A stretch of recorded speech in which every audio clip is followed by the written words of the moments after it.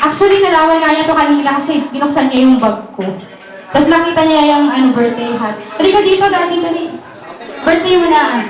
Uy, kanta tayo, please. Sabayan niyo ako, happy birthday. 1, 2, 3. Happy birthday to you.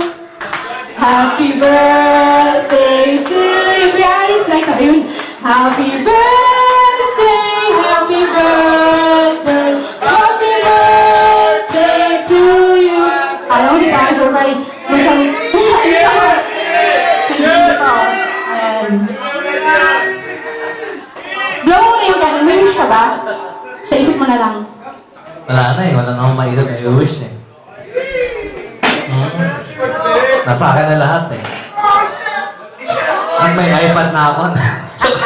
Oo nga pala. Actually, hindi ko siya nabigyan ng surprise na birthday celebration kasi lagi nga niya ako nabubuko. So, minsan nasa gilid siya, tapos pag uwi niya ng bahay, napipil daw niya na may something akong hinahanda para sa kanya. So, ngayon hindi ko siya hinanda ng something dito sa gig, pero hindi ko pa rin natiis kahit maliit lang na cupcake, no? Favorite ko pa. May favorite ko pa lang yung pinili ko. So, ayun, happy birthday, Daddy. And, Daddy talaga. More birthdays to come. Good health, syempre. More years to come. 4 years. Gawin ka. Yay! Pero baka naman siya. Ikaw lang pa. Thank you. Salamat po and thank you man. Order lang kayo lahat dyan ha.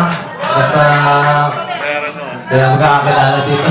Ay, akalit kami, kiss. Kiss mo daw si Save. Okay ba ako sa Superman?